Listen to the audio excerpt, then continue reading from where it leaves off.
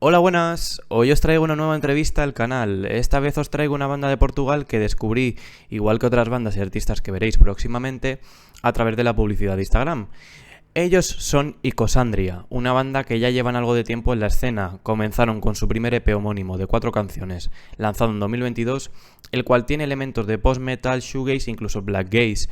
Posteriormente lanzaron su primer álbum de larga duración llamado A Scarlet Lunar Glow, un álbum conceptual con muchos elementos de horror cósmico en el que hay elementos de black metal, elementos progresivos, incluso black gaze. Su último lanzamiento es un split con otra banda llamada Triwax, y es en este split donde vemos esa transición a algo más soft o más shoegaze que están teniendo últimamente. Según palabras textuales de la banda, estamos cambiando, no nos gusta hacer el mismo sonido repetidamente, pero no es que seamos más suaves ahora, sino que estamos expresando emociones de una manera diferente. Es una entrevista súper divertida, así que espero que la disfrutéis como yo disfruté haciéndola. Y además, espero que si no conocéis a la banda, empecéis a escuchar su trabajo, ya que vale muchísimo la pena. Nos vemos en el próximo vídeo. Chao, chao. And that's it. We are in. So, hello, guys. Hello. Hello. Hello. Hello, guys. Well, first of all, I would like if you can introduce yourselves and tell the people who are watching with this which is your role in the band. Okay. Uh, Go for it. I'm first. Okay. So Rui Moreira. I'm the guitar player. Most of the time, lead guitar. Sometimes with switch. And I'm also part of the songwriting and composition of the band. And that's it, I guess. Nice. I'm Tiago. I'm basically the founder of the group, and I take care of the vocals and the composition and some of the guitars and sometimes the synths also. And that's basically it. I also take care sometimes of the production side of things, but mainly my focus is on the composition side and the performing side. Yeah, that sounds amazing. We were talking about not making the typical questions, but I had to do it, because I think I know Yeah. the origin of the name, but if you can tell me, well, if you can tell us, the audience and all the stuff, how did the name Icosandria is pronounced right? Yes, Icosandria, yes. come about? Like, what is the origin of the name? It comes from a classification of plants. It comes from the number of stems that they have, and that's basically it. The definition of the word. Uh, we uh, we were choosing like a name in the beginning stages of the band, and there was a lot of names regarding nature and flowers and plants, and one of those names was Icosandria, and I think that it's gelled well with the music that we had, Yeah. especially in the first CP, Mhm. and yeah, that's the basic explanation. Yeah, that sounds nice actually. And like, I don't know, guys, because I haven't, investigate about, each of you, and I want to know, like, if you have like another projects, like alternate projects, like other projects that you have actually, or past projects that you have, another bands and other groups that you've been involved. If you can talk more about it, if you have like been in another bands or like more Yeah, like an history I about it. don't, but Tiago has. Yeah. uh, I have I have a shit ton of bands that I was in before this one. I've been I was where I developed myself. It was when I was in a kind of a metalcore-ish progressive metal band that I had uh, during the 2010s in that decade, and I had with a friend of mine. It was along the lines of like Periphery, In Between the Buried and Me, those kinds of bands. Nice. And we didn't really release anything or amount to anything really, but it gave me like we did many gigs, many concerts, and we learned I learned, at least I learned my craft in that band which I was in for like 6 7 years. Wow. And then I went to a post-hardcore band, emo band, which I was the vocalist of, which was Ghastly Town. And I did that for like 2 3 years. And in the midst of that, I began creating my own identity, Yeah. because like I was only a mere singer in that emo project, and I wanted to do my own thing, and I started composing my own, like, genre, preferred genre, I think. Yeah. And and that was that. I was when I was a teenager, I had like multiple bands when I was in high school and things like that, but Yeah. it was never really something concrete. I just played with a lot of people, and I remember I had like tons of like black metal bands and stuff like that. Yeah, I was gonna talk about it later, but you have you talk about like black metal and all that stuff. It Yeah, can be, felt in the first album so much, like, the influences by the black metal, progressive metal. You can have a little bit of black gaze or origins of black gaze in that first album that we're gonna talk about it later. yeah. But yeah, so Pedro has joined the oh, group, hello, our Pedro. drummer. Nice. He has no mic. So he's gonna be listening, right? Yeah, Totally fine. yeah. So one question this is the last one for the personal questions, like block, so when on a day-to-day basis, how do you actually manage to balance, to your personal life and band life? Because, like I was talking to Tiago before, and I was telling him that I discovered your band, like scrolling on Instagram. I had like an advertisement for the video of Flowers in the Attic, and I really enjoyed that. And I discovered that it was your last video. So I was like scrolling on Bandcamp for the first album, so I can, research, doing some research, and preparing the questions for all the before, the that before albums. And how do you like balance that? The personal life. I think, or I don't know if you have like a job actually combining to your music job. So Um, okay, I can answer this, I okay. guess. Yeah, Uh, yes, we have jobs apart from the band, Yeah. and sometimes it gets hard to manage that. But Mm-hmm. we need to earn some money, because music doesn't give money. Sadly. But yeah, sadly. But yeah, we have jobs. I am a web developer myself. Same. Yeah, nice. Nice. Cool.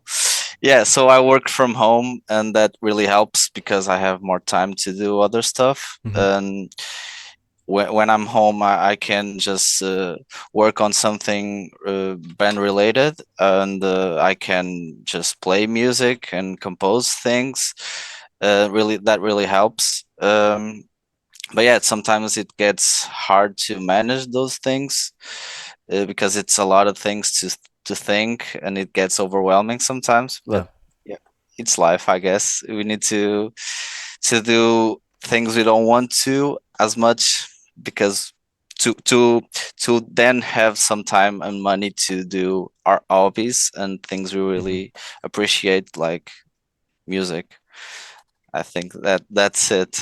Yeah, that's it. It's like overwhelming, as you said, because it's like I don't know how many hours you work a day, but like a programmer as I am too, like work like 8 or 9 hours a day. So it deletes a lot of time that you have, or free time you can Mhm. you can use for play music or compose things, and it's quite overwhelming. But like you can handle it, as I can see, like from outside, you can handle it really well, and it's really remarkable on your music. Like it has like it's quite ambitious that what you do, like it feels like you put a lot of effort and time like making your music. So the audience and we really appreciate it.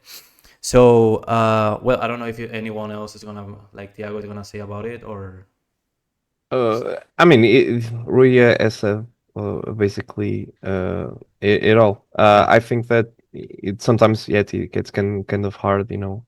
Not only jobs but our personal life. Sometimes Yep. we have things that um, you know Yeah, that can be really life stuff, difficult. and yeah, Yeah. and that happens. That's kind of makes it extra hard for making this happen. But I think that sometimes that attrition between the work and the artistic life and Hmm. everything that happens in between, sometimes it can add to the intensity of Hmm. sometimes of the music and on what we are trying to you know put stuff out there in terms of emotions and what we are feeling. So Hmm. I think that in a way it balances it out. So yeah. So yeah, you have like your personal life, your everything you have in your head, and you can put your all the feelings and all the stuff that like bad stuff in your music, so you can express your sensitivity, your feelings, your emotions, all that stuff. So it's kind of Yeah. balance, as you said. Yeah, that's Yeah. totally fine. Well, welcoming to the musical questions block. I have to do this question, guys. Like, I'm so sorry for doing it. But it's kind of I kind of think about some influence that you have because I listen to look at like a lot of music, and I can notice something. But I want to do guys tell me which are your biggest influences like to make music, or not just influences like artists or bands that you are actually in your day by day in your head when you are doing music. Uh, Kind of hard, right? I'm sorry. yeah, no, it's not that hard. We have our influences, of course. We're I gonna tell our guess, Spotify rep. yeah, we can show we can show you our Spotify rep. I'm And that's kidding. it. No, no, no, because we are i- um, in a constant evolution, I guess. Because what Hmm. I listen now is not what I listened 5 years ago, I guess. Yeah. Uh, but yeah, our major influences, I guess, it's the Heaven. Of course, it's obvious, right? Yes. Most of the black gaze stuff, it's most influenced by the Heaven. Of course, now it's not that same thing. Hmm. It's different genre, but yeah, the Heaven and Alcest Yes. are the major influences. Of course, then we have something more specific, like shoegaze, modern shoegaze Hmm. nowadays. Things like let me think. I think that Slow Crush is pretty Slow similar to Crash. us. Yeah, Slow Slow Crush is Crush, yeah, Weir, Hmm. yeah, we're yeah. nothing, stuff like that. Modern shoegaze, not that heavy. Sometimes a little bit more heavy to the black gaze scene, Yeah. but not now is not the main thing. Is not the black gaze. So we are changing. We are getting softer, I guess. Well, yeah. And that's part of evolution. Yes. We don't like to do the same thing repeatedly. So I think right now I have most of the influences by classical shoegaze, slow dive, Slow dive. and Yeah. My Bloody Valentine, that kind of stuff. Hmm. Of course, that right now that shoegaze is not, it's not modern as our sound is. Hmm. We usually like to do things more uh, more modern, like production wise and composition wise also. uh, I'm trying to think of more bands that doesn't come up right now, but yeah, it's most of the most that thing, the modern shoegaze that's going on right now nowadays, and some heavy stuff, like the Death Heaven or other metal bands like Yes. Opeth or some things like that. Some progressive bands, also progressive metal bands. We also have that influences. Um it may be weird, but sometimes Dream Theater has Yeah. some influence on us. It is true. This is true. Yeah, we are also progressive in a way. Yeah, that can be felt on, mostly I think in the first album you can feel Yeah, that, that blend of genres, like yeah, mixing black metal, progressive metal, kind of black gaze, because, it reminds me a little bit of some Death Heaven, songs and all the stuff. But yeah, it's like, I was gonna talk about it later, but in your first album you combine like a lot of, as I say, like genres, and you can feel like different mixtures, hmm and Oh, that's, but only one question. yeah. So when you're mentioning first album, you're mentioning a Scarlet Lunar Glow, or are you mentioning the first EP? The A Scarlet Lunar Glow. Yeah, yeah. the Scarlet debut. Lunar Glow. Okay, okay, okay. That is Just kind of like a just to make cosmic sure. horror, Yeah, like yeah, yeah, yeah. conceptual, stuff. Yeah. Because I think that the first EP in some ways, mostly because it was only me at the time doing it, except in one track that I did with Rui, which was Ramifications. My favorite song of Um, that EP, by the way. and and um and I think that in retrospect, there's a bit of that progressive element in the first EP also. Mm-hmm. But I think that when Rui began having his input in the composition, that element got way more developed, and that helped me at least when I was composing also, and I Mm-hmm. was composing with him to develop more uh, proggy passages in the songs. Mm-hmm. So yeah, we got a bit more uh, complex, I think, Yeah, uh, that in ma- that that in that that album. first long, like full length album is like, well, we're gonna talk about it later, but it's like so different. Or what are you doing now? Like it has like Yeah, I think that first EP. Well, we'll talk about later, but it's a song called Wonder, right? That I feel yeah. that song Wonder is like I don't know how you feel about it, but it's like a transition from that, that heavy aggressive stuff, from something like softer, more ethereal, more atmospheric, and you can feel that like in that song. I don't know if it's like for you it's like the song that transitions from that to something softer or ethereal, but for me it's like I feel that, talking about, like, I think yeah, I sorry. think that Wonder was, uh, funnily enough, we did that. We released that song before we released Scarlet Lunar Glow, and Yeah, it's like a standalone single. yeah, But we composed it after we composed all of A Scarlet Lunar Glow. So you can if feel you have that. that in mind, Hmm. it kind of makes sense in a way. But I think it's a pretty good representation, I think, of our general sound. If we could put everything in a blender, Wonder is probably the song that has almost every element that we have. Hmm. So I think that kind of makes more sense approaching it from that Yes. perspective. Um, but but yeah, a Scarlet Lunar Glow, yeah, and I'm gonna explain it to you. It was basically done during the pandemic, and, Hmm. and those months that we are confined, at least a big bulk of the songs. And I think at the time, uh, I didn't even have Icosandria, but I had a few skeletons of a few songs, Hmm. and those served me afterwards for like songs like Never Ending, for example, and Longing. Yeah. And the missing piece that which I was describing before, that Rui brought to the band when he joined, was that I was able to complete, the Scarlet Lunar Glow Part One. Hmm. We did Event Horizon, and we did like Yggdrasil and a few other songs, like three. 2 years after that, maybe.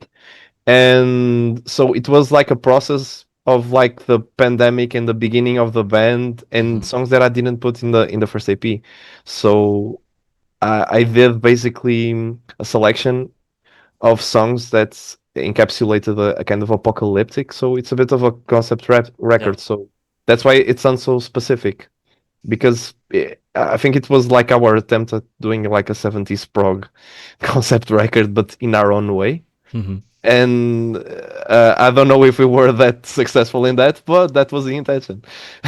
Well, that first full-length album, like for being like a first album for for a band, if it feels like talking about the production and the mixing and the instrumentals and all that stuff and even the vocals, it sounds like so professional. You talk about it like you had like person like before you had another projects, another bands, and you can feel that like make it maybe it's sounding so professional in that first album, because many bands when you first start with an album it doesn't actually like not always sound very very good, very sometimes quite lo-fi, quite with the production not very well, but you guys sounded so well in the first album, so I gotta appreciate that. Thank and you. and that's one of We my favorite albums actually.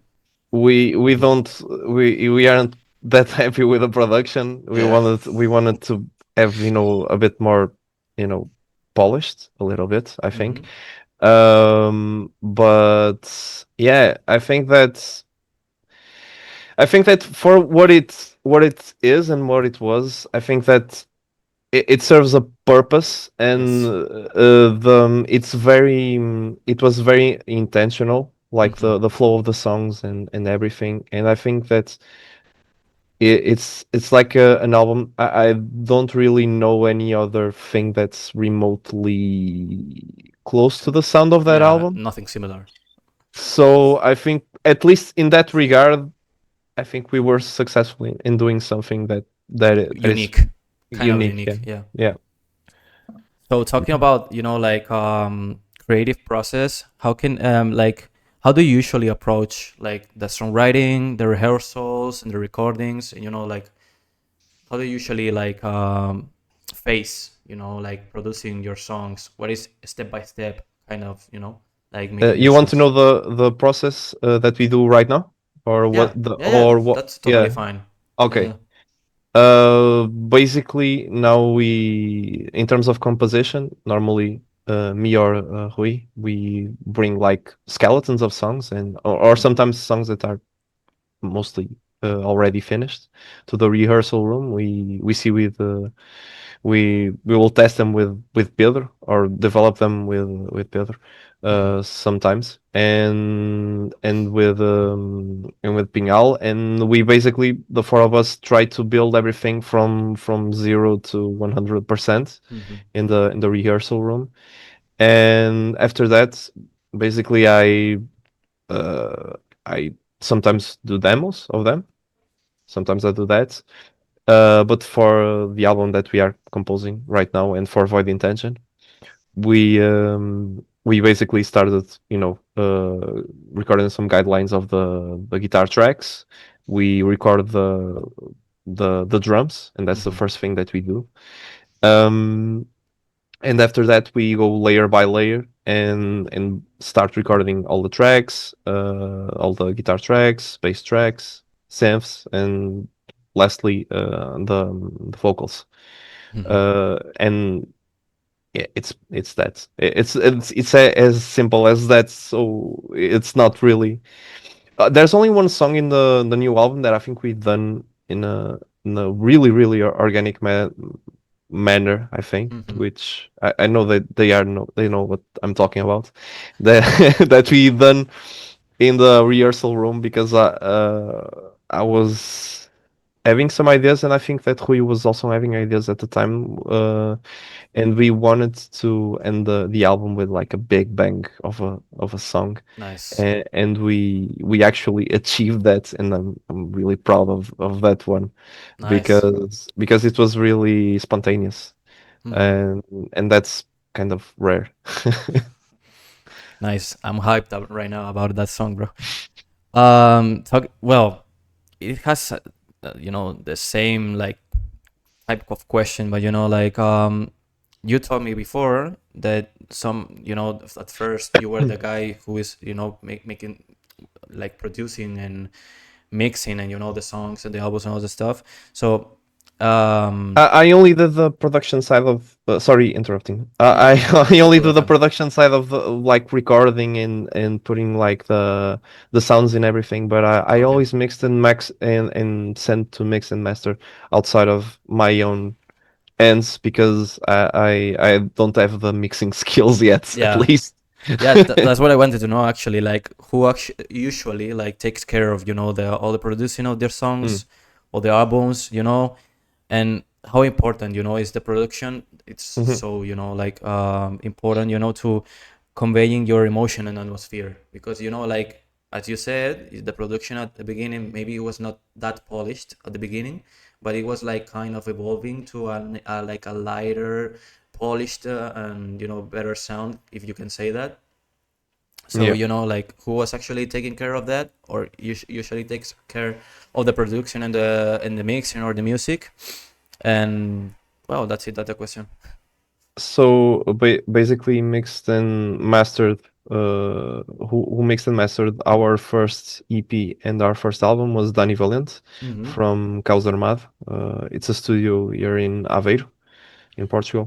Okay. Um, and the split EP, Void Intention. Basically, me and Gonçalo of Trio X, we took care of a few things like in the guitars and drum tracks, but it was mostly like bassline stuff, like choosing tones and a few points of EQ. But then who mixed and mastered was and edited also Mm-hmm. was Vasco Brás, who that is he does like work for Nowhere to Be Found, which is a metalcore band also, and I really enjoyed his work, and I we are gonna work with him in the second album, Nice. which will have, you know, going according the lines that we did on the Void Intention EP.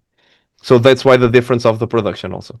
Yeah, actually, like, when I was like listening to your discography, on Bandcamp, and listen to your first album, your first EP, like, actually, the first EP for me is like my favorite album right now from you. So, like, when I saw it that it was on Bandcamp, in a physical copy, I had to buy Yeah. it,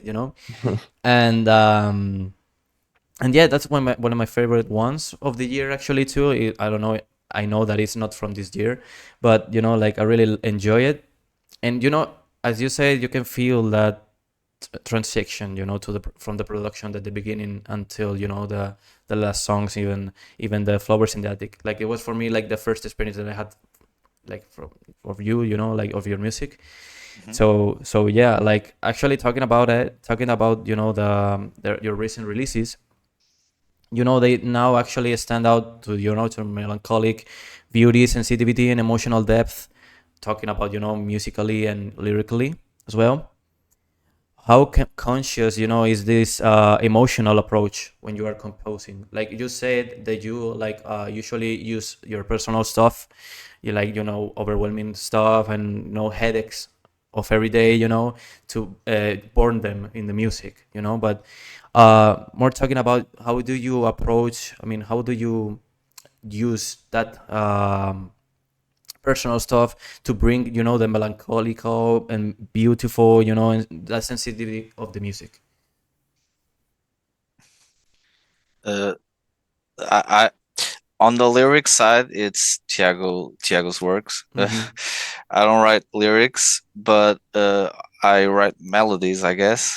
I compose melodies, and Yes. I try to do some melancholic vibes, because I think that's sad music. It's the music that touches you the most, I guess. Yes. For Yes. me, especially.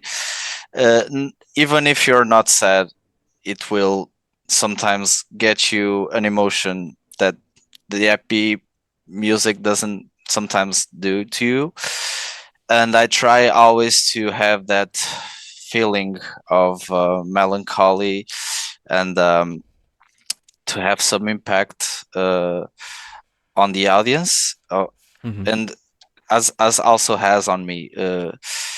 I'm not a depressed person, I guess, Okay. as per se, but I like to feel strong emotions, and Same.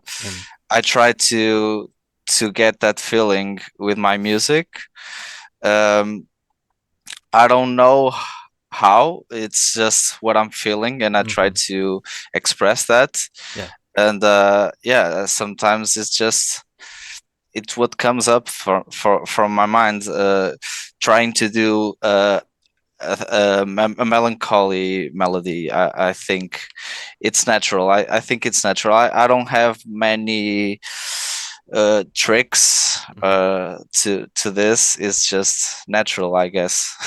And as you said, you know, like feel like listening to you sad music, it doesn't make you feel sad per se, but it's like Yeah. some kind of, you know, the easiest way to feel strong emotions, as you said. Exactly. Yeah. And as you say, you know, like Black Gaze it has like a lot of that, you know, like Yeah. I don't know if you're familiar with Sadness and Of course, yes. okay, with Damian and all that stuff. So that it's like the easiest way to get it, yeah, right. I don't know if you have talked about it. When we were talking about bands and influences and all that stuff. I don't know if you have heard or listened to a band from, I think it's from Russia or Saint Petersburg. I don't know, called Life on Venus. Have you listened to it? Oh Oh yeah. yeah, Life on Venus. Yeah, Really? Yeah. yeah. We know that. Nice. Yeah. It's one of my favorite Yeah. bands actually, and I was gonna recommend it at the end, but you know, like I just thought about it right now, and you have already listened, so They're that's it. fucking awesome. Yeah. Yes, they I are love so it. really really good, and I wish they come to Europe someday. So you know, imagine Yeah. that will be Yeah. amazing. I'm also a fan of Damian and Sadness. There's a few albums of his that were a huge influence on the especially on the first EP.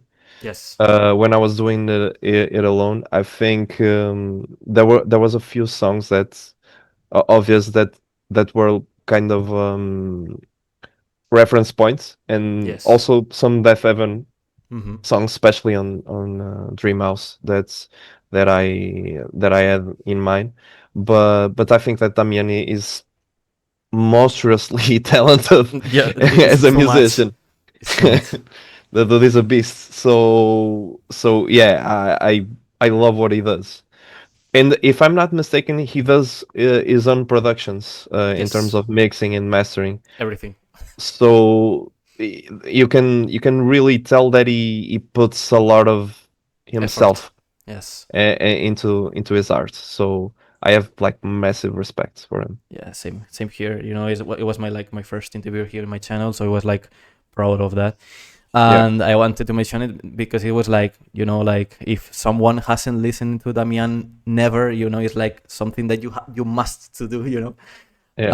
And well, talking about this is like the last one of the musical, you know, block, and we will move until, you know, questions about the EP, the EPs actually, and Yeah. the albums and all that stuff. Mhm. So, well, I've been, you know, I say that my first experience with you is with the Flowers in the Attic musical video, and I realized that it has like a lot of quality talking about the musical video, and you know, and it has like a very strong artistic identity. Can you tell us about, you know, working with, I think the name of the, you know, the creative director, it was Kolbler, maybe? Yes. Yeah. Kolbler? That's Yeah, and that's how right. the collaboration came together, and if you think or you are thinking about working with them in the next future music videos. Oh, it's very probable. There's a very high Yeah. probability that we will work with them in the future. We already did that in the past. Yeah. The two other music videos we have, Yes. it's with them also. But No, it's only Scarlet Lunar Glow, part one. Black Hole and Black Hole. Oh, like I was forgetting about that I one. know you did. Yeah. But that videos are more like performance Based. videos. Yeah, not with with like plot. this one with a plot. Yeah, and Yeah.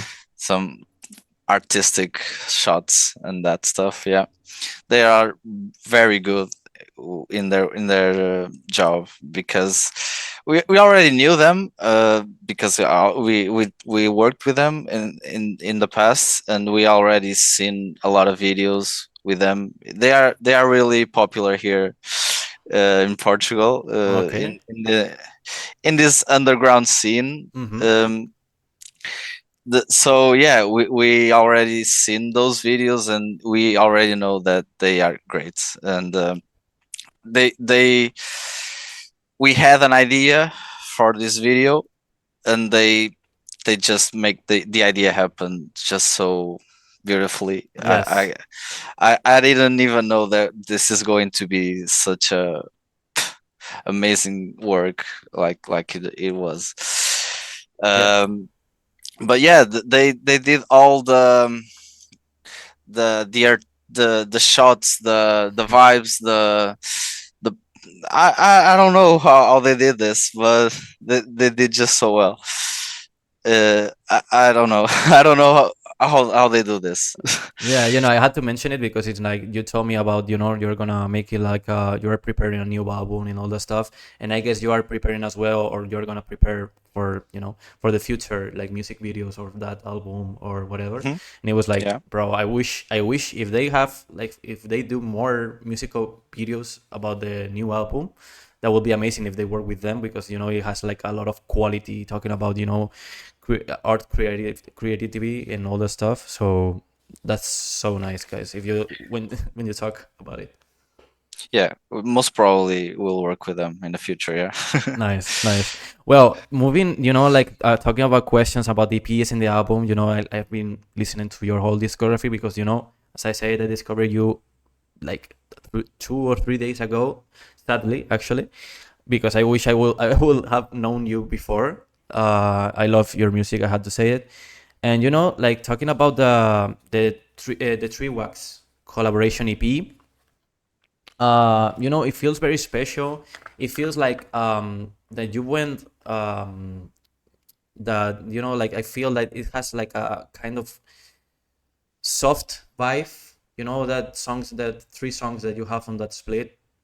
And do you feel that EP, that split, it feels like a more like a transition? We talked about it before, like about the song called Wonder, but in that EP, the 3 songs kind of feel like a transition, from the old Icosandria, if you can say that, to the new one.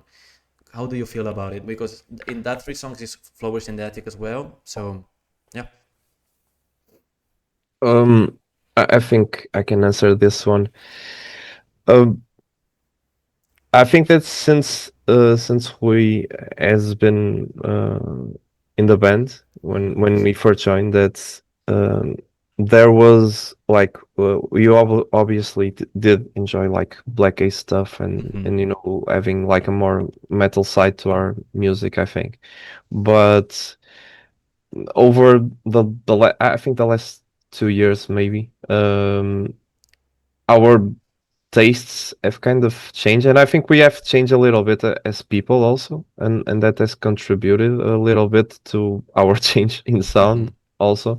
But I think that it's not that we are softer now, but we are um, exposing emotions in a different way. Yeah. But I think it comes from the same source within us, Mhm. but I think that the end result it's a little bit different. Yeah, I think that we begin to listen to bands like like yeah, I said, like to a lot of like Weird and Nothing and sometimes like alternative rock adjacent bands like Super Heaven Mhm. and I've been on a Alice in Chains bender Nice. since the last year, so I think that also helps. Mhm. So I think that all of those things are like were like in a melting pot. Mhm. And when I was at least composing from my side, my perspective, I I was like, there's no point in only like blast beats and like screaming for like two Yeah. minutes because Mhm. we've done that before, and when I feel like that again, I will do it. But I don't think that being dishonest or going like according to the people's expectations is a good thing. So Yes. what I'm trying to say is this is like a really, really honest representation of what we are, and I think that Void Intention is like our our best work, in, Yes. at least in my opinion. But yeah, I think that we had to go to those places in the EP and on the first EP and the Scarlet album. I think that we had to go to those places to come out of the other side with like ourselves in a Hmm. way. So yeah, I think we like arrived at our identity Yeah, it as kind as of it a, kind of evolving your sound, or like yeah. maybe kind of improvement actually as well. Or you can feel that like some people would say like I prefer the old one, Oh, or the. I totally get if people prefer the old stuff because it's like it's heavier, it's more intense, it's like more abrasive sound, Hmm. and sometimes I'm in the mood for that, and I like to listen to those bands and that style. But I think that we as a band are more. I don't know. I think we are more akin to like a shoegaze band with post-hardcore influences, I think, Hmm. and maybe some proggy or math rock-ish things going on sometimes. But I think we are more on that side than necessarily like a black gaze band. Like we are not gonna compete with Def Heaven, Hmm. They like we're not trying to do the same thing. Yeah. We have points of contact, we have inspirations from them, but we are not going to be Def Evan 2.0 or Alcest 2.0 or even Damian 2.0. We can't be that, but we can be like Icosandria. Unique. We can be ourselves. So I think that Void Intention was like us being ourselves, and yeah, there's those influences, but now we are like we feel safe in our own skin to be ourselves, Yeah. and in our skills, and that took a little bit of time, not too long, thankfully, but yeah, it was. I think that the first CP, and that was mainly my fault, but it's took a lot of influences from other stuff in a way, because you're like on Hoshino, it's almost like a metalcore song with Hmm. like his influences, and that is because I came from like a progressive metalcore band, and it's natural that it would come out a little bit like that. Yeah. But there's also other things like in Apricus, I think that's the closest that you can see like a future sound of us in like an old setting in a way. And that there's Eternal Void of Amnesia, which like is a full on like post black a song, and yeah, and Ramifications, which is like an ambient, more like an ambient piece, and there's all sorts of stuff there. Yeah. But what I'm basically trying to say was like we had to explore a lot of genres and territories and many different faces of us, so we Yeah. could arrive here. Yeah. So you had to make like different EPs, different albums, to Yeah. keep creating your own sounds to make, yeah, to sound like unique in your own sound. That's amazing. And like talking about the EP, like how that collaboration with Tree Wax come about, and what does Tree Wax to you mean, like as artist, and how important is like kind of influential is to you guys? Ooh. So, Rui, you don't want to answer this one? I can answer this one. Yeah. So Truex are a friend of us. Mm-hmm. They rehearse in the room next to our Really? rehearsal room. Yeah. We are friends, and we really love their music. It's not the same as our music, No. in Yeah. if you put it this way, but I think it makes a lot of sense to to do a split EP with them, because it's like a statement also, because they are like grunge, raw stuff, more 90s, and we would like to do a statement that we are not that metal as we used to be. I kind of get it. Yeah. So it's really great to release a split EP with a grunge band. It's just yeah, we can also be alternative, rock alternative. We want to grab that audience also. Yes. And yeah, it's also good for us and for them to share our audience, and their fans can also like our music, and our fans can also like their music. I think that's the main reason. Yes. And yeah, it's also just wise to split the costs. Yeah. So it's also that, Win to win. yeah, it's win-win. Yeah, I don't know what can I say more about this. We still are they are really great friends, still, and we also did a lot of concerts together, and that's also great to have another band to also to be available to play with us anytime. Yeah, I think that's it. Yeah.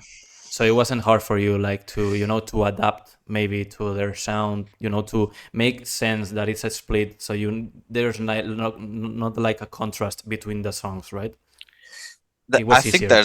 there's a contrast between the two bands. Yeah. Yes. But it's supposed to be that way. It's not supposed to be similar at the point that you that didn't distinguish one thing from another. I think that's supposed to have they have their role, we have our role. I Yes. think that's it. Yeah. Well, I think sorry. only to add a little bit to what we said, and I think that in a way we played many gigs with them like before, and I think that also our friendship with them was like, and their music was like an influence, a bit of an influence on us, and I think we also influenced them in some regards. Yeah. But yeah, we there's that friendship, and that's that made that Void Intention EP happen, and I think that makes it extra special in a way. And I think I speak for everyone that we love the songs, even from our side and from their side. I think like it's a really really strong EP. Yes. Yeah. Yes. Well, we were talking about earlier about the first full-length album, A Scarlet Lunar Glow. Now, I had like several questions that we are already answered, but Yeah. I've been reading about the album, and I've been reading that it was like a cosmic horror conceptual Yeah. theme and all that stuff. So I imagine, but how did Lovecraft like has been influential in your way to to express or to think about composing the music of that album and all that stuff? Because I saw Yeah. that it was like a more conceptual album. Yeah. I can sum it up briefly, I think. Yeah. At the time I was reading a book which I probably have in this like somewhere there, which like is a compilation of short stories of Lovecraft, and I was reading also Junji Ito, which is a Nice. horror mangaka, Same. and there was a few stories that interlap. I wouldn't say interlap, but they mixed really well, at least in my imagination. So and yeah, I started conceptualizing like the thing of like an entity that we cannot really comprehend coming to Earth, and the thing that was like more fascinating to me, at least I wanted to put it in like in a perception of like a character, and what would it mean to not comprehend, you know, something so massive and, you know, astronomical, and how do you make sense that within yourself and within society. And it was, it was basically that. This, it was also like a metaphor for some of the things that I was passing at the time, because it was like an apocalyptical kind of time. I think that it was like the first half of 2022 that I began really like digging into the lyrics and the concept. And yeah, I was basically doing like some stories of my personal life infused within the story. And that really helped, you know, putting some humanity in. It's not like only like a, you know, imagination kind of thing. Yeah, it's It's, not just fictional. Yeah. yeah, it has like some ties to reality, and I think that that helps, you know, with the emotion of the thing. But yeah, I was obviously I was like really fascinated with the cosmical horror elements, because I think that in life we are really focused on and stressed about really small things, when in reality we are like a really small peck of dust, and in a huge world, and we don't even like comprehend 1% of it. So I think that's a really interesting thought experiment, at least. That's nice. Like as you said, it was it's like really nice when you are trying to make a conceptual album. It's like as you said, it's easier to put some things that are happening in your real in your daily life, you know, to make the conceptual more even more natural, maybe as you can say it, or maybe not that fictional. So you can feel that in that album as well, you know, with the black metal roots as well. It fits so well with the cosmic horror, you know, like chaotic Yeah. type of, you know, progressive and technical, and you know, with the screams and all the stuff. But do you guys see, you know, this first album as a necessary step, you know, in defining what Icosandria will be? We talked about it earlier, but you know, like it's like a necessary, you know, step, this first album, to, you know, to evolve or even improve. Some people can say Mm. improve to your newer sound.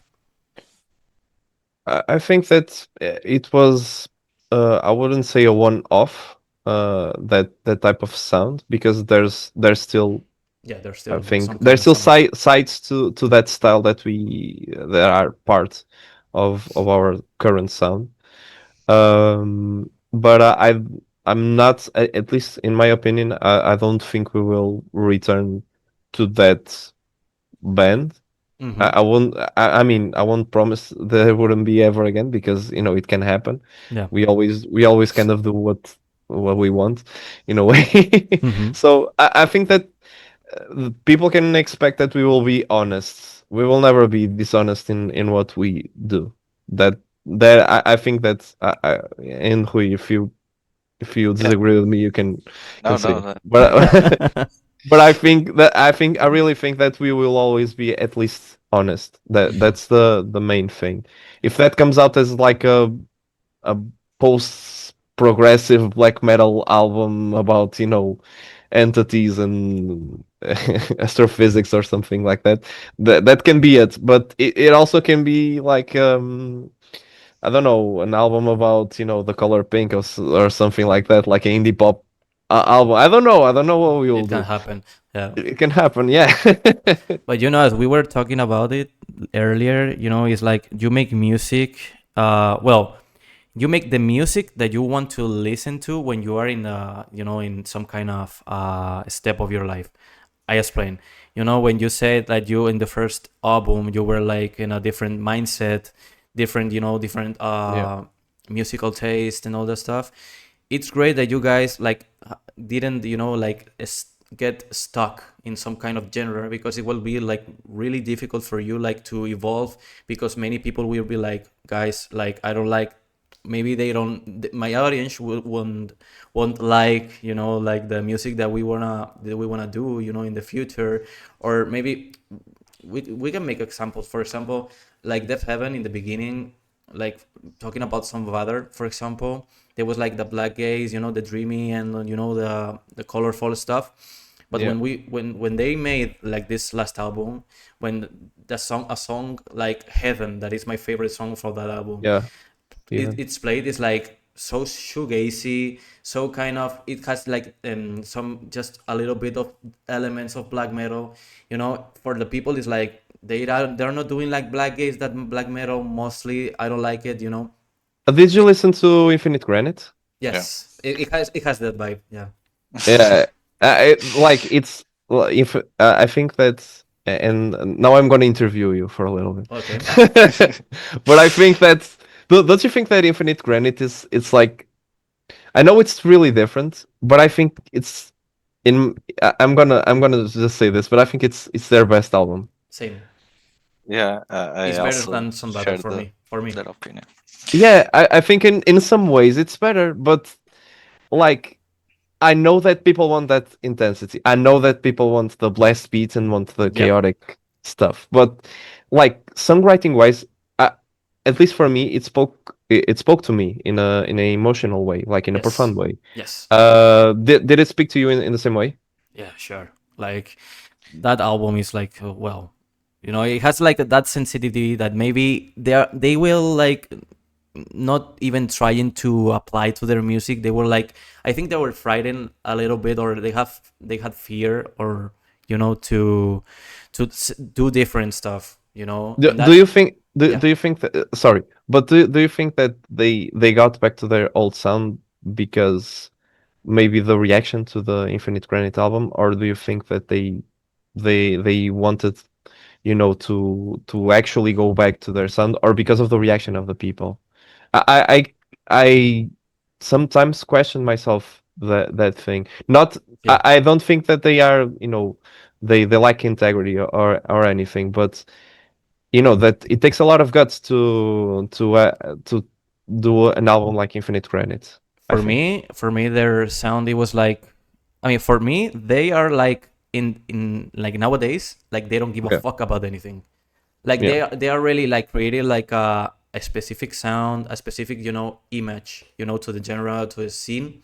Yeah. So they don't actually, I think that they don't even care anymore Okay. about what are they gonna do. Like, do you know that last album, the Lonely Power. People with Power, Yeah. it was like it's kind of a mix of different sounds that they have I made in think the that it past. does a mix of all their albums, basically. Yeah, it's like an In a overall. way. But like maybe in the past, when they were thinking about making the Infinite Granite album, the Mhm. EP and all the stuff, they were maybe frightened a little bit, or scared, or what people are gonna think about it and all that stuff. And I guess, and I'm almost 100% sure that they were like, they were affected by the The critics, reaction. by the reaction Yeah. and the critics. Yeah.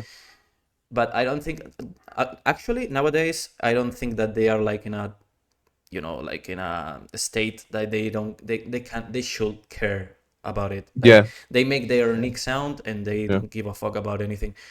Obviously, like everyone, like we are all humans, and we all care about the opinion of the people. Like, Yeah. if you do music, you are expecting some kind of reaction.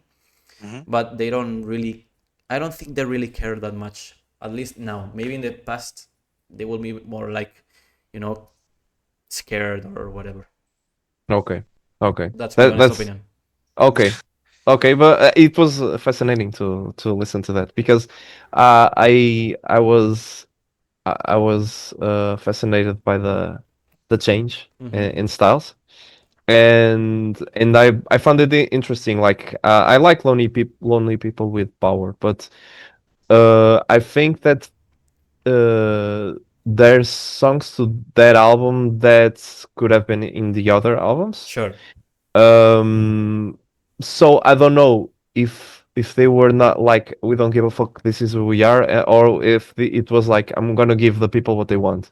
And I wanted to, sometimes I wanted to know what was in their heads when they were creating, because I have those questions myself about, our music. Sometimes, like, why am I doing this? Is it like an honest representation? Is it Yeah. like, is it what we want to do? You know? Yeah, but actually, and that's the last thing I'm gonna tell about it. You know, like even making some Vader, it takes Yeah. a lot of guts. Talking about that scene of metal that it was in that moment, Yeah. they were like more close-minded about it, and the Yeah. reactions about it were really bad at the moment. And some Yeah. right I now it's remember like their best album. You know, their everything. it was Before, really hated at the time, like 12 years ago. I remember when they released that album. I wasn't a Death Heaven fan at the time. I was already into Alcest, yeah, but I wasn't really into Death Heaven. And I tried to listen to Sunbather, and I was like fascinated, but I didn't really get it, yeah. because black metal for me at that point was like Dimmu Borgir and Emperor, I can imagine like more raw, more old school, right? I listened to the more old school things. The only thing that was more new was like Alcest, but even then had a little bit of like the old school vibe. Mhm. But yeah, I was fascinated, but only like 2 or 3 years later that I could really understand what they were doing. I think that they were really, really ahead of their time when they Yes, released Sunbather. yes. And I don't think that it's easily replicated, that type of sound.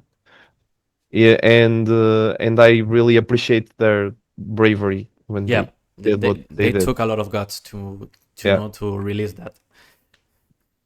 Well, So, sorry for the interview. no, no, no, no, no. It's totally fine. Like we can talk about music. Like as I said, this is a conversation. Like I Yeah. had questions, but like we can break the paper and all that stuff, and that's it. And we don't give a fuck. Oh, well, go ahead. Go ahead. Questions. Yeah. Well, sorry guys. Talking about like the self-titled EP Icosandria. Yeah. Well, I feel we talked about it earlier. Like I had like a lot of questions, talking about why you decided to move into a new sound or different sound or more ethereal atmospheric sound. So we already answered that. So I'm gonna move up until a song called that you talked about earlier, Ramifications. That is Yeah. my favorite song for the album, like for the B, and that's actually the main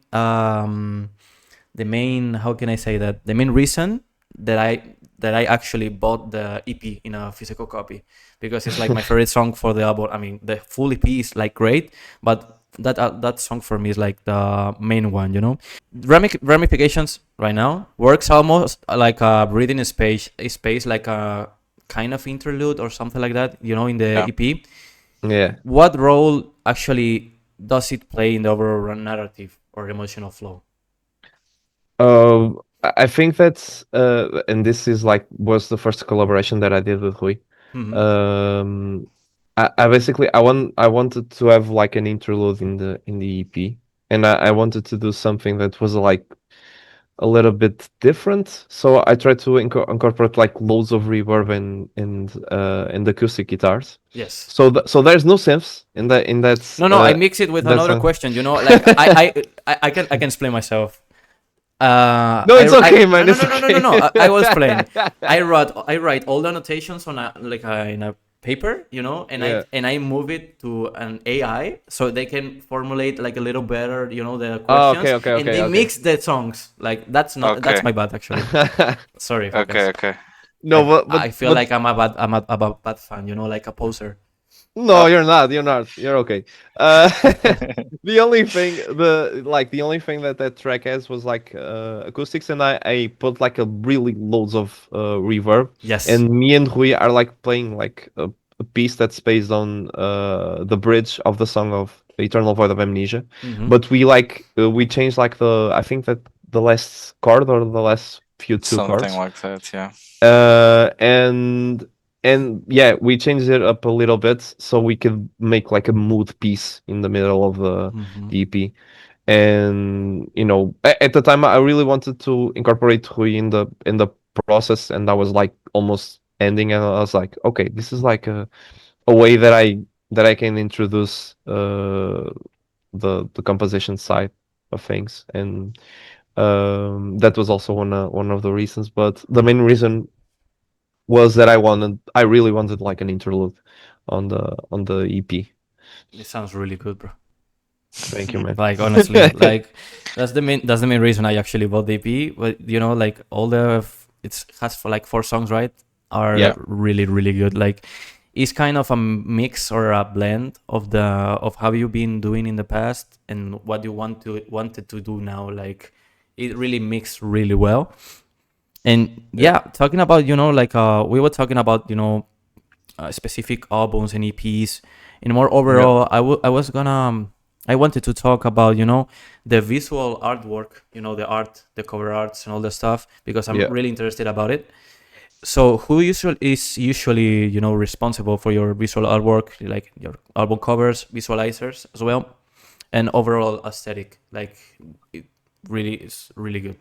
the the main artist that we worked with 2 artists, but like the main one that did like the artworks for the albums and the things that are more like recognizable besides like merch designs and things like that was Yasin, which is an artist that did for bands like Tundra from Spain. He did like for a few screamo bands too, and he's like a pretty well known artist. And I remember like a year or two before I was before doing Icosandria, I was like already had my eye on him. I was like, no, say your price, I want to work with you.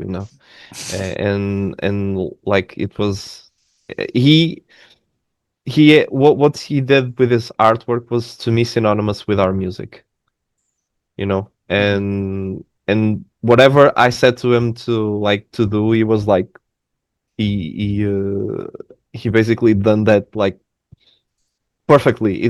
We didn't even do like revisions or anything like that. Is like a total pro. There's links to his profile in our Instagram page where we have the artwork if people want to check out. Yeah. We also worked with Bruno, a friend of ours here in Portugal, for a few of the artworks in merch and some of the singles. And we will work with like a new artist. We will have a new logo and a new artist for the artwork Oh, nice. in the next album. We're gonna go with like a total rebranding of the band in a Yeah. way. So yeah, we will have like no a kind of a new aesthetic going forward, because like the old aesthetic, it was really good. It went well with the music, but I think that it was like too like typical in the post black metal kind of aesthetic, and now Yeah. we wanted to do like something more unique, Yes. and we will be moving forward with that. But yeah, mostly it has been Yasin that did the artwork, and he's a genius of an He's artist. amazing. Like I really the actually the EP, the Icosandria EP, like the See, art cover is like yeah, incredible, Yeah. yeah. incredible. Yeah. He's a genius. And speaking of Tundra, that he also worked with, like it was like one of my favorite post rock bands, and I actually went to Galicia to see Really? them. Yeah, in a few years before, a few like 6 years ago maybe. Wow. And it was like a release of an album, so I had my eye on the on the artists that work with them, even back That's then. that's so nice. So yeah, it has been like a long process, I think. Yeah. Well, guys, I wanna ask you if you have like some, for the audience that is watching, like some of upcoming live shows, or if you have thought about a release date for the next album, you have something exclusive to say, you are open to say it if you want to. Actually. We will have live shows for the next year. Mm-hmm. For next year, we'll have on the 3rd of January. We will be playing in our hometown here in Porto, Nice. at Socorro, and we will play with Trivax and another band called Fansik. Yeah. And we will be also playing February. I don't really remember the day. Yeah, but Yeah, and I we will s- have another date in June in Galicia. We will play with Calakia and Calteson. Really? Yeah, yeah, and we will have a few more dates that we'll release. Yeah. But yeah, at this point we only exposed like the first date, the 4th of January, because it's like the more immediate one, and we are still confirming like the other ones, not only the ones that I said, but others. yeah, And yeah, we are working, we are still in the midst of like working on the album. Yeah. So we don't have like a release date, and we are taking our time to do Yeah, this. that's all right. Will you be like doing like a tour of that album actually, or you're gonna like making some dates, like playing on live that album? I mean, we toured with Scarlet, Mm-hmm. with the Scarlet album in 2024. We wanted to actually have a tour with Triwax to promote, Void Intention still Yes. next year, or if we can uh put things in motion, Mm-hmm. uh if we can release like the new album and everything go like super fast. We wanted to obviously promote already the new album, but I think it will take a little bit more of time probably. Nice. But yeah, and I really can't put like a date on No, that it's because really hard. I know. Sorry for that. yeah. because Hopefully next year. Nice. Hopefully. yeah, For it's sure. like hopefully it won't be like Half-Life 3, so yeah, but yeah, or the new Tool album. Yeah. But yeah, we wanted to really put things in motion and release, the songs in the right aesthetic and the right Spot. package. Yeah. We wanted to for things to be And like, polish them and all that stuff, right? yeah, Yeah. and yeah, we are in the midst of the chaos of recording, but I can at least say that it's like 80% done. Nice. So yeah, mostly right now I may re-record some things in guitars or some bass stuff, but mostly it's like vocals that are that are missing. So Nice. I'm pre-producing the vocals so I can have like final versions, and I'm still pondering things over it over the Yeah. songs. Overwhelmed in general, right? Yeah. Oh, overwhelmed I am. So when did you say that you were going to Galicia? It will be in the Resurrection Fest or no? In another No, date? I can. Can we say the spot? Ah, Or okay. You didn't. We Okay. can we say didn't announce no. it, We can say yes, that yet. one. We can say it will be in Tronco Bar. Yeah. I don't You think know you it? know. You know it. Yeah. Nice. It will be in Tronco Bar, and I'm gonna just go to the schedule. It'll be on the 27th of June. 27th. Yeah, Maybe I'm there. 27th, Maybe I'm the there. 27th of June. Nice. Where And are you from? I'm from In Spain. Alicante. That is close to Valencia. Okay, It's it's like oh, really kind of far, but I don't give a it's really fuck. far, yeah. I don't give a it's fuck. really, really I don't far. give a I fuck. was last year I was in Cartagena. Cartagena, yeah, Yeah. next to Murcia. Exactly, like next to Murcia. Yeah. And I did at the time, like I explored a lot of like Spain, and I went to the cities and Huelva and Granada, Yeah, everything. all the south, Uh, right? That's yeah, so all the nice. stuff. Yeah, it was during the summer, and I really enjoyed it. But I also love Galicia and the northern part of That's Spain. amazing. It's like Yeah. north of Europe. It's like this is so similar. Yeah. But I really enjoy the people, Yeah. and there's always like a ton of people that comes to see us. Like we get uh way more well received on Galicia than we do in Portugal. Yeah, Wow. sometimes, yeah. Yeah. So yeah, we love going there, and the people are always so nice, and we have like friends there that are really really awesome, and yeah, Spanish people in general, we love going there. They are so kind, so friendly, like they are so close. Maybe because it's always like cold there. That is like kind of a contrast, you know. Like Yeah. sometimes people say that when the city or the country is really cold, the people is cold as well. But I don't think that's true. Like I've been to Yeah. Edinburgh and to to Scotland in general, and the people Hmm. like are better than here, you know. Yeah, yeah. But I think it's more like Galicia is in the culture they're more closer to Portugal Yeah, than maybe the rest of Spain, I guess. yeah. Uh, Even in the language, it's we have more similar words. Hmm.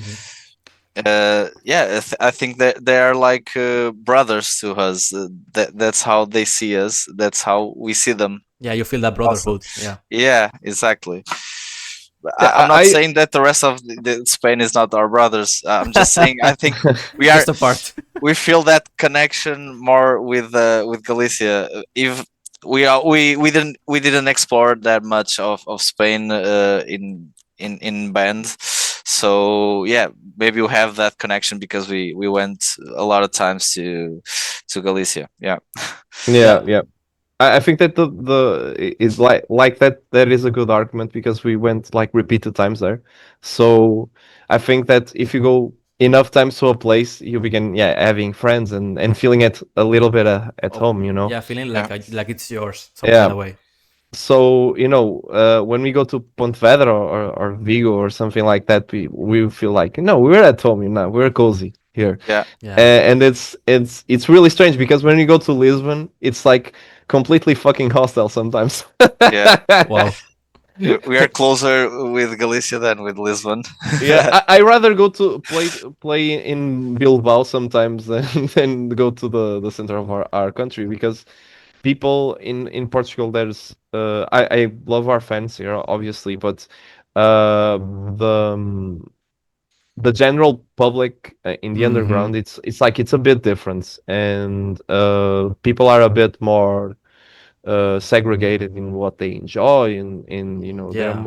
they're a bit more like tunnel vision in what they Close like. minded. Yeah. Yeah, a bit close-minded. Yeah, I think But that here in Spain is like, sorry for interrupt, is like when someone comes from outside, for us it's like we got hyped up, you know, yeah, when you see like the the Resurrection Fest and all the stuff, and then when they come people like Slipknot or whoever band, like metal bands that are from outside, people gets more like hyped up, because here in Spain it's yeah, not the usual that yeah, that bigger bands or big bands in general are coming here. It's like we are usually known for being the country that no one comes here unless it's Madrid or Barcelona, and that's yeah, it. Hmm. yeah, Yeah. yeah, So when bands like you that they are like more niche or more unique in general that you make comes to a place that is it has like they have an scene, like a musical scene in Galicia, in Bilbao, yeah, in Madrid as well. There's more like a hardcore bands in Madrid. In Barcelona they are like more metalcore maybe, or more deathcore.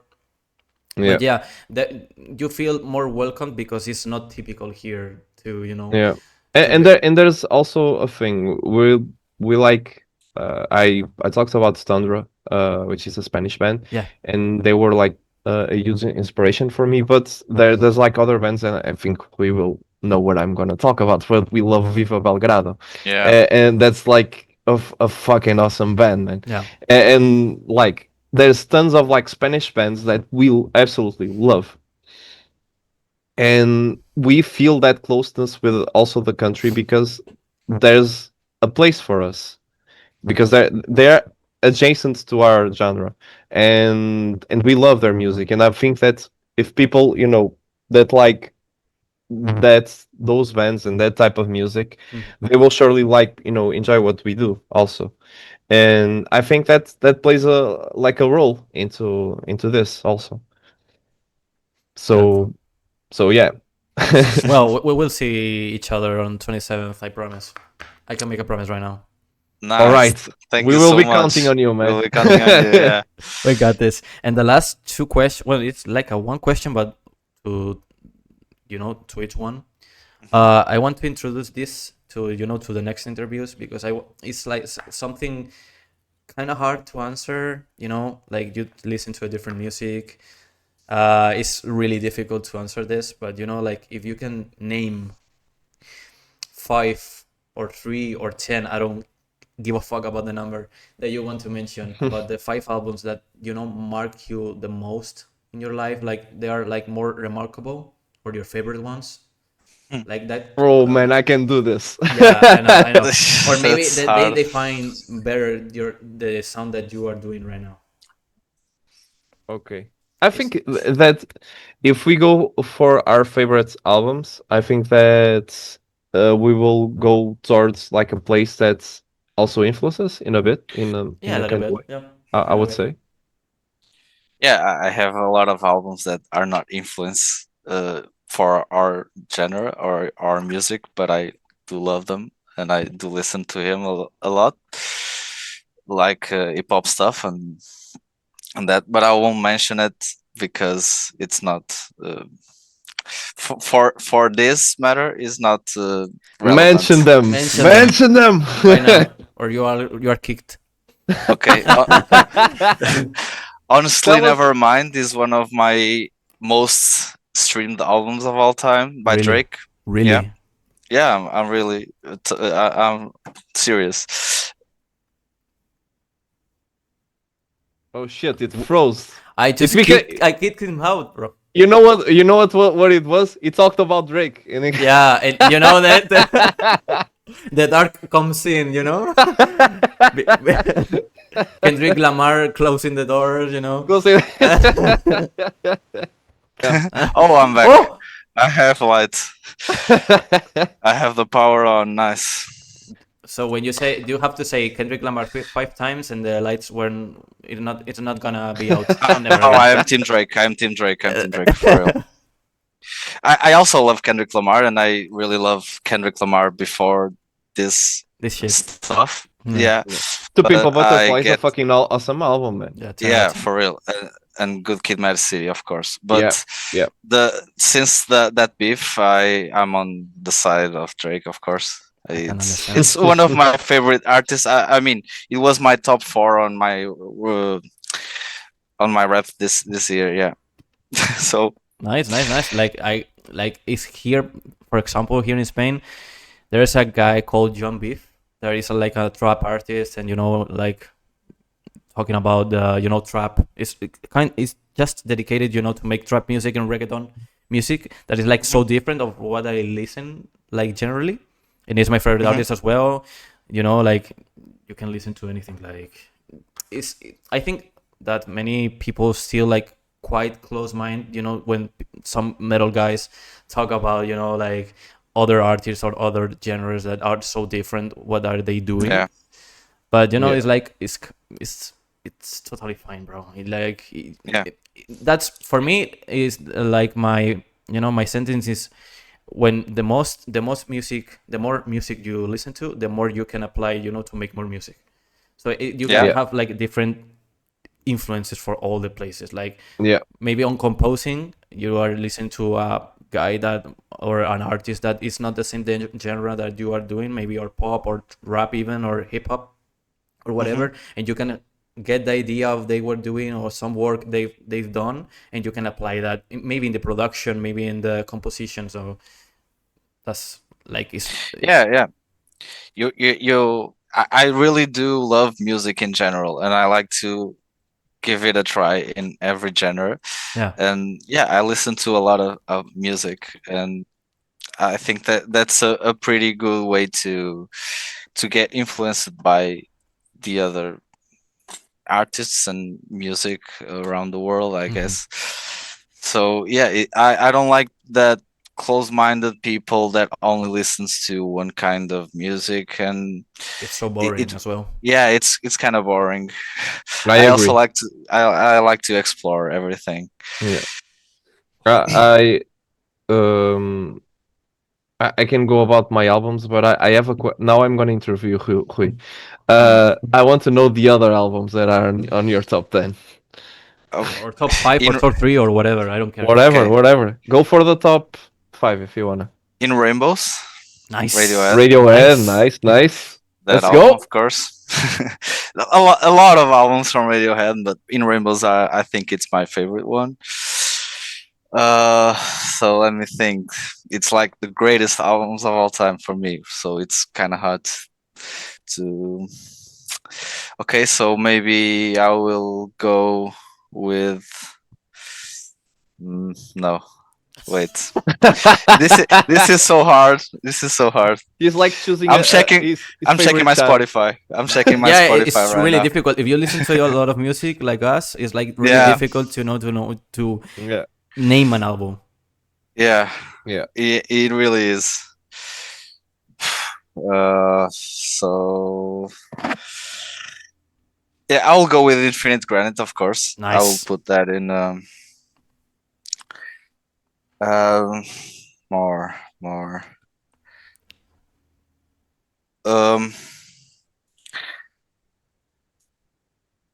Blackwater Park for me is also one of From Opeth. the yeah. best. Nice. Yeah. And I would like to say something. Maybe really different of metal. Yeah, really different from metal. Yeah.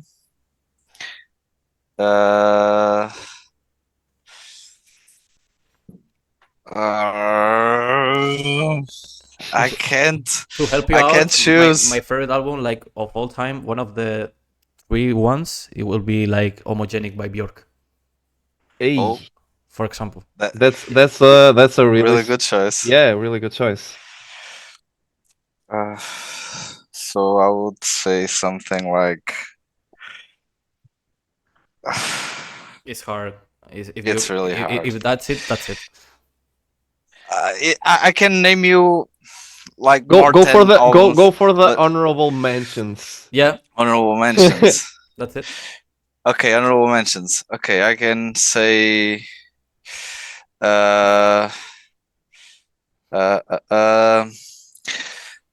Disintegration by The Cure. I listen to it a lot. I'm just gonna put this thing here. Nice. Yeah. Currents by Tame Impala. The whole album is amazing. Oh my god, yeah. Genius. Classic. Genius guy. Okay. Turnstile Glow On. Nice.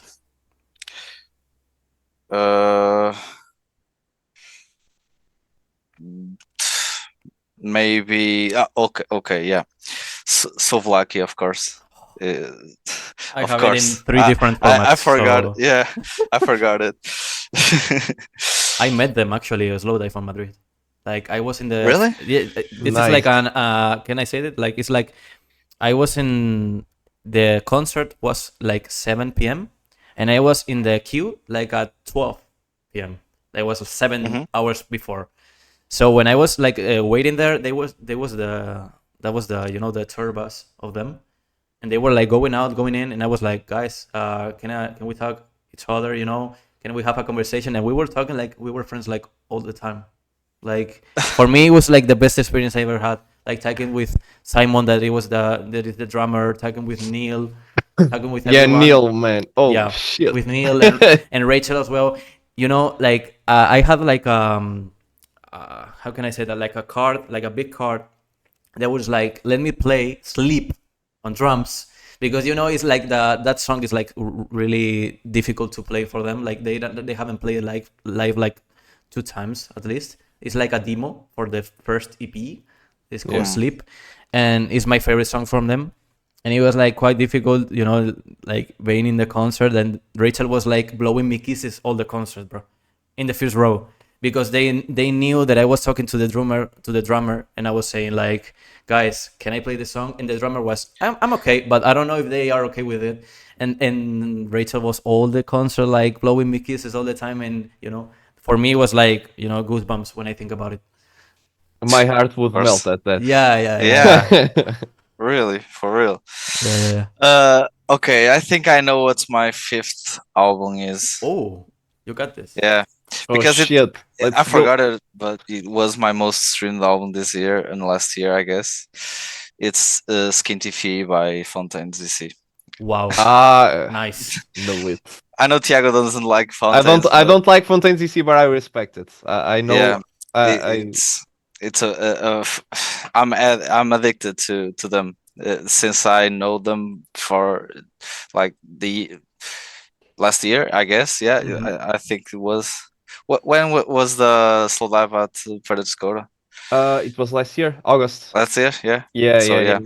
since was last last year that I know Yeah. Fontaines, and I've been like always listening to them without even. They're really I good don't as know. well. Yeah, I'm really into indie stuff. Also, right now I listen to a lot indie stuff, Strokes and that kind of stuff. Yeah. Is this it? Is what's the call then the that album? Is this it, or is it's the one? This is yeah. I think I know what you're talking about. It's I think. Is this it? Yes. Yeah. That's my favorite one from them. Yeah. Is that the one that has Reptilia? Yeah. No. No. No. Or it No. has, No. It has like You Only Live Once. No. Ah, You Yeah. Only Live Once. Yeah. You only live probably. once, and someday. Yeah, it has the classic ones. Yeah. That it got covered in the next few years by Suicide Silence. That doesn't make any sense. Yeah. Yes. Really good cover. yeah. Actually, no sense, but okay, I like it. The video is the same. I like both songs by Same. the It's Strokes really one. different, but like they fit together like really well. So Yeah. Okay, if I have to make my top 5, it will be on the first position. I will who knows what I'm gonna talk about, but it's Imagine All This by Magdalena Bay, which is of a course. synth pop band that I love. That is like the best fucking album that I have heard in ages. And after that, I will put Loveless by My Bloody Nice. Valentine. nice. I will put on the third place Ekel de Lune by Alcest. Alcest. Um, Amazing. On the fourth place, there's a Japanese band. I listen to a lot of Japanese stuff like J-pop and J-rock stuff. Nice. And there's a Japanese band like that mixes like jazz, bossa nova, and things like that on their songs. Wow. It's not really rock influenced or anything, but I love it. It's the band is called Lamp, Lamp, and the album is called Yume, like with a Yume. Mm-hmm. And that album is like fucking genius. It's like Tojo Bing with Japanese harmony. It's fucking sick. Wow. Noted. After that, I will go with Selling England by the Pound by Genesis. Nice. Great rock. Because I love progressive like rock album. I love 70s prog. And yeah. I will go with my honorable mentions. Disintegration by The Cure also. Mm-hmm. It's there. I fucking love that album. Otherwise, I wouldn't have bought it. I love Split by Lush, the shoegaze band. I also obviously I like. There's got to be an honorable mention to Sovlaki on my top, but and also Dirt by Alice in Chains. Nice. Yeah. Great albums, guys. Like, Yeah. it's great that we all have like different, like we can share like the connection of the genres that we listen to, but Yeah. every different person can tell like 5 different ones. Yeah. I Yeah. also like rap and like drum and bass and a lot of jungle stuff and things like that. But I wouldn't put it in my top, like, because it isn't like something that I listen to every single day, you know. But yeah, I like a lot of genres, and there's probably a lot of things that I'm missing. But yeah, I think the only thing that could probably be missing in that list is like the post rock band, like the This Will Destroy You. I like their first album, and I listen to that quite often. I guess you Uh, like Sigur Rós as well, right? I love Sigur Rós, yeah. And I also like you know a lot of other smaller post rock bands. But I think that the one that I that I go towards more times, it's This Will Destroy You. I really recommend listening to that album. It has a bear on the cover. That album is like genius, perfect. But yeah, uh, I think that it would be basically that. Nice. For me, like if I had to say one, just to say one album of Oh, all say time, 5, man. Thriller by Michael Jackson is my favorite one for all time. Thriller, yeah. It's like Nice. Love maybe Michael it's the Jackson. typical one, but like it's my favorite one. I have to say, well, I'll say 5. Okay. I want to say I Want to Be There by Sadness as well. Yeah, Like that it was is my a cool first one. from my first experience, so I have Yeah. to, actually I prefer other EPs more, or even the other projects that he has. But that one is the Most memorable. consistent one Yeah, the most consistent. throughout. Yeah. That really pulls the heartstrings. That album. Yeah, I can say to So Lucky. Well, if I had to say one, yeah, So Lucky, I guess is even the EPs that they were before with the song Before? Shine. The Yeah. song Shine. That is Yeah, my yeah, favorite yeah, ones. yeah. Yeah. That the previous EPs that were really good, but So Lucky is like my cat is called Allison because of Allison. Like. And Yeah. altogether, for me, is the most underrated song on the album. That is my favorite one. If I I had to love Machine Gun. Machine Gun is amazing. Yeah. And Dagger, well, every Yeah. and Melon Dagger, Yellow, well, all the songs. And if I had to say one more, I had to say obviously "Odes to the Void" by Life on Venus. It's like my favorite album of shoegaze, of dreamgaze, or whatever of all time. Like it saved me. It saved my Yeah. life actually, like a lot of times. With the with Sadness as well, the entire project as well. It saved me a lot Yeah. of times. And how many did I say? Say it 5, I think right? you said. I think you said 4. Or 4. am I wrong? Michael Jackson Thriller, Odes to the Void, So Blackie, Life on Homogenic Venus. by Björk, Yeah. Yeah. Okay. Yeah. and That's 5. well, and maybe yeah, The Cleansing by Suicide Silence. Oh shit! Nice. Yes. That it's Nice. my one of my main like influences to before making music, and now to enjoying life in general. Yeah. Me and Rui, we also come from like a background of like listening to deathcore and metalcore and post-hardcore, whatever. My side is more from the post-hardcore side, but Rui was like a really intense metalcore, deathcore guy. Deathcore, yeah. Same I here. was really a core kid back when that album came out, and I really loved Suicide Silence. Yeah. One of my favorite bands at the time. Same, like with Die Artist Murder and Whitechapel, like that package for Yeah. Carnifex as well. Exactly. And when you say post-hardcore, it's not that like, it's more like emo or screamo, but one of my favorite albums of all time, or maybe most memorable for me, Yeah. it's On Frail Wings or Vanity and Wax from Alesana. From Alessana, yeah. I know. Oh, Alessandro. I know. Yeah. That is more like a screamo, like emotional and Yeah. melodic and all the stuff. Maybe the Amity Affliction as well is more like influence as well. I remember Amity Affliction, yeah. there's a lot those of dudes. bands, you know, Day to Remember, you know, Icosandria, Yeah. Atreyu Yeah. even. Atreyu is like one of the... I love Atreyu. I love Let's Seals and Paper. Tipo, I love that album. Yeah. And do you enjoy like Circa Survive and things like that are more like on the atmospheric side? Yeah. I always love that type of Or stuff. Dance Kevin Dance. Yeah, that's Kevin. Is really proggy. Yeah. Some bands like that are so kind of difficult to listen to, like Dillinger Escape Plan, maybe that it's more like a Yeah. mathcore Mathcore type Yeah, shit. yeah. Or Yeah. even Converge is called. Yeah, Converge, Converge that with the album of Yeah. Jane Doe. I was more of a Dillinger Escape Plan kind of Mhm. fan, and I like really like the Between the Bird and Me, Yeah. and I think they can be like in that It's genre at that time progressive with metalcore, something like that. yeah, kind of in the Alaska times Colors and that type those albums. Mhm. Yeah. I really enjoy that type of sound. And Periphery, I was like Very wow. One of my favorite albums, well, my favorite bands, and I will shut my mouth right now.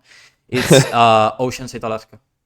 Oh, I watched them. Okay. I watched them live on the Really? on the yeah. I watched them live in their tour with oh god, which was the album, the one with the flower. Hikari. Ikari, exactly. I watched their show here They are in so Porto. good. Like, It was like a long ago, but yeah, it was a fun show. their seen them their drummer is like the this year. beast. Their drummer is sick. It's one of my favorite drummers of all time. Yeah. Well, guys, I got you like 40 minutes more that we would talk about it. So, It's how okay. much money do you want for you know, with PayPal? How much money? No For money, wasting man. your time, you know? No money, man. No money. No money. Just Yeah. come to our show on Yeah. 27 I Yeah. will do it. June, and we are even. Yeah. I will do it. I Like, promise. it's I think this is like the funnest interview that we had until now because we can Yeah, actually for have like a conversation, you know. Yeah, that's what I wanted to, you know, that was my intention because, you know, like it's obvious that I have some paper, you know, with questions and all that stuff, but you know, Yeah. it's more like more comfortable and more, you know, easy, or, you know, I don't know. For me, it's like better to know to make a conversation even instead of an interview. In an interview, it's like more like a professional side, and I'm just a guy that makes videos on YouTube, and I want to meet the people that I really listen to. So that's Yeah. it. You know, Yeah. it's like this conversation is like the same conversation that we can have when we meet in 27th June on Galicia. Yeah, sure, Talking man. about Well, talking about the music that we like and we share, and yeah, that's it. let's hang. Yeah, sure, Yeah. man. Podcast is the way. Yeah. And like I enjoy talking about music, and because I'm also like a really huge music nerd, and so if you want to come to the show and then talk a little bit more, man, you're Yeah, welcome. I will do it for sure. So, Nice. well, guys, thank you really much for, you know, getting the time and joining in. I really appreciate it. I hope that is, you know, because my English is really bad sometimes. So I'm really sorry about if something was misunderstood or mistaken in No, some it kind was of okay, way. man. It No, was okay. It it was went okay. well. Went Yeah. well. Yeah. And I hope that it was like you know, like enough, you know, questions to make to you. I wish I could have more time, you know, to prepare, to listen to your music more deeply, you know, to make it more personal questions instead of more like interviewer questions. But yeah, Man, we can always do a second part whenever you want. Yeah. that's totally I fine. think you did a good job. You did a good job. I really Yeah. appreciate it. Like, for me, Yeah. it's like kind of difficult, you know, to express in another language that is not my main language, and, you know, to explain, Yeah. you know. But yeah, I think that it was like really good at the same time. So thank you really much for joining, and I hope we meet soon. I hope we get the album really soon. Not to be, you know, to be hurry. Just, you know, Yes. chill about it. Yes. Like, take care of yourself, and, you know, like, thank you really much for joining. Yeah, you too, man. Thank Take care you. of yourself, and really thank you, man. It was like Yeah. a really good time. I really appreciate it. very much. Honestly. I have like 10 more interviews in this week. Like, I'm overwhelmed. So Who will can you say who you will interview next? one is Abriction. Okay, I don't know them. Abriction is a girl called Meredith. That is Okay. like a really friend of Damian. Like they Okay. made like different splits together. Some other underground black gaze bands as well. Okay. One is called let me see it. I will say the names. I don't Yeah. fucking care. Like I have like a lot of conversations open. You know, for me it's like overwhelming because I do this like because I really want to. So another one with you know the band that is from France called Coffre de Vijaux or something like that. It's like atmospheric black metal. That is a girl that has like 20 different projects at the same time. Damn. Oh, Yeah. but Didn't heard of it. send us those bands, man. We want to know. Yeah, sure. Another France band called Le Champ de Flots. Barberleaf as Okay. well. That is a band, a black metal band that Damian is part from. Limit Break. Okay. Limit Break. That is a hardcore band that Damian is a drummer of as well. I know. I think I know that about that. I think about Limit Break.